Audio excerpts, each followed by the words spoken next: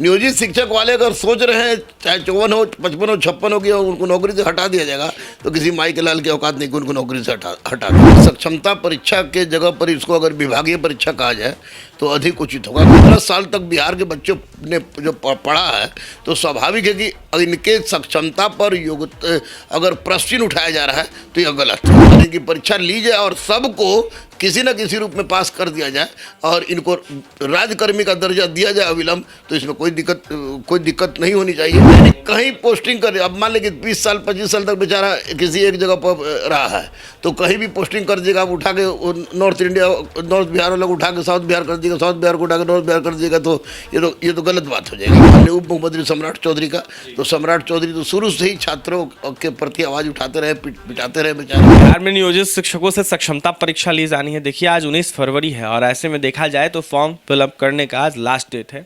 लगातार जो नियोजित शिक्षक है वो लगातार कहीं ना कहीं देखा जाए तो सक्षमता परीक्षा का विरोध करते हुए नजर आ रहे हैं, साफ करते हुए नजर आ रहे हैं कि किसी भी हाल में हम परीक्षा नहीं देंगे बिना सेवा शर्ते। कहीं ना कहीं अपनी मांगों को लेकर डटे हुए हैं, तो वहीं यह साफ कहते हुए नजर आ रहे हैं कि बिना सेवा शर्त हमें राजकर्मी का दर्जा दिया जाए। ऐसे हमारे साथ बात करने के लिए गुरु रहमान सर है, जुड़ेंगे, बात करेंगे। सर, लगातार नियोजित शिक्षकों के हित में हो या फिर अभ्यर्थियों के हित में हो, आप आवाज़ बुलंद कर रहे हैं। ऐसे में बीते दिनों मुख्यमंत्री सम्राट चौधरी से भी आपकी मुलाकात हुई।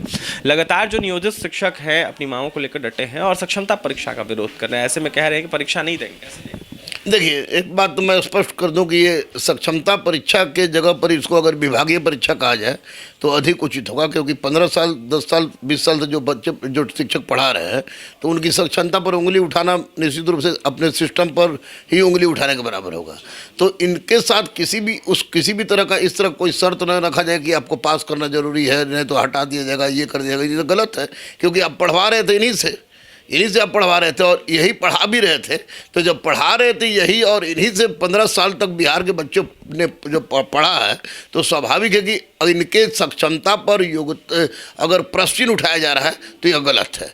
लेकिन मैं इतना जरूर कहूँगा कि अगर विभागीय परीक्षा के आधार पर, जैसा कि हर विभाग में होता है, अगर इनकी परीक्षा ली जाए और सबको किसी न किसी रूप में पास कर दिया जाए और इनको राज्यकर्मी का दर्जा दिया जाए अविलंब, तो इसमें कोई दिक्कत नहीं होनी चाहिए। क्योंकि अगर आप बीपीएससी टियर 1 टियर 2 जैसा आपको प्रश्न पूछते हैं तो स्वाभाविक वो बिल्कुल गलत होगा, क्योंकि 15 साल से अपनी सेवा दे रहे हैं।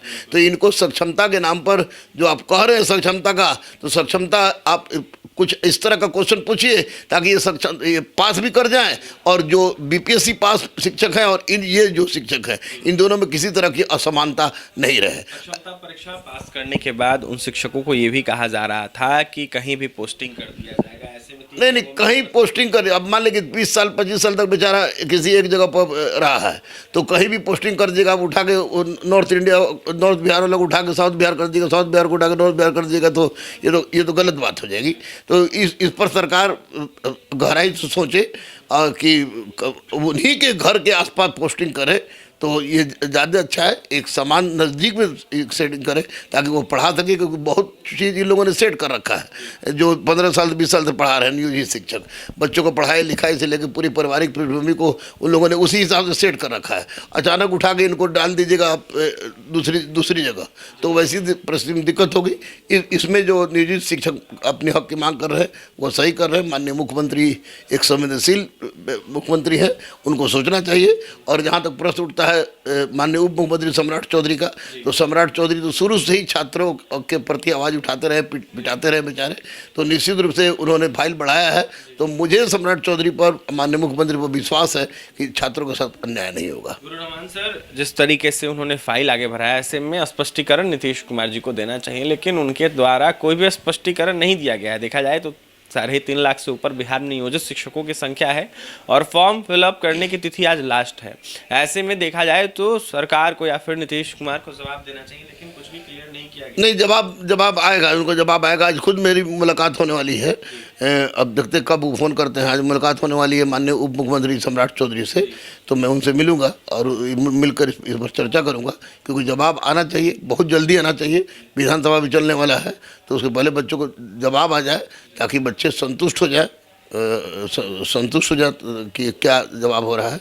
जैसे ऑनलाइन ऑफलाइन वाला बात तो 3 को ऑनलाइन और 2 को ऑफलाइन वाली बात हो गई, लेकिन अटेम्प्ट पर हम विश्वास नहीं करते। जब तक ये अटेम्प्ट को ख़त्म ही कर देना चाहिए, ये बच्चे परीक्षा दें। लेकिन ये घबराए मत नियोजित शिक्षक वाले। नियोजित शिक्षक वाले अगर सोच रहे हैं चाहे 54 हो, 55 हो, 56 हो गया, उनको नौकरी से हटा दिया जाएगा, तो किसी माई के लाल की औकात नहीं कि उनको नौकरी से हटा देगा। तो कहने से क्या फर्क पड़ता है? आप हटा दे तो आप ज्वाइन ही क्यों कराए थे भैया? आप नियोजित शिक्षक की भर्ती के अपने से ये जाकर टीचर बन गए। इनको भर्ती सरकार ने कराया, किसी अन्य माध्यम से कराया।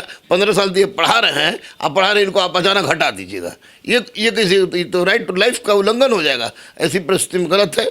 देखिए के पाठक एक ईमानदार व्यक्ति है, उसकी ईमानदारी पर कोई भी उंगली नहीं उठा सकता है। के पाठक ने बिहार की शिक्षा व्यवस्था को सुधार दिया है, इसमें भी कोई किसी तरह का इफ बैट करने की आवश्यकता नहीं है, क्योंकि जहाँ 3 लड़के नहीं आते थे वहाँ पर 300 लड़के पहुँच रहे हैं, शिक्षक रेगुलर पहुँच रहे हैं। लेकिन के पाठक भी एक इंसान है, उनके दिल में भी एक आत्मा बसती है, तो वे निश्चित रूप से छात्रों के हित में कोई काम नहीं करेंगे। और माननीय मुख्यमंत्री और माननीय उप मुख्यमंत्री पर हमको पूरा विश्वास है कि छात्रों के साथ गलत नहीं होगा। नियोजित शिक्षक आश्वस्त रहे। सक्षमता की बात होती है तो ये सक्षमता दें। अगर क्वेश्चन आपके लेवल से ऊपर रहेगा तो निश्चित रूप से उस समय विरोध किया जाएगा। और अहिंसात्मक विरोध में बहुत ताकत होती है, जिससे तख्त पलट जाता है, सत्ता बदल जाती है। तो ये फिर आपको अहिंसात्मक आंदोलन के बल पर आपकी समस्या का निराकरण कैसे नहीं होगा?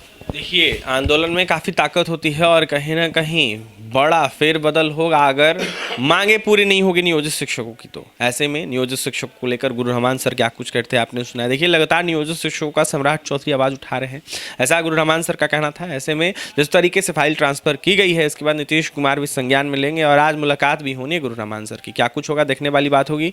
नियोजित शिक्षकों की सक्षमता परीक्षा को लेकर सरकार क्या फैसला लेती है, तमाम जो खबरें हैं वो आपके पास हम पहुंचाते रहेंगे। और भी तमाम खबरों के लिए NBC 24 के साथ बने पटना से सहयोगी अमित के साथ अभिषेक की रिपोर्ट।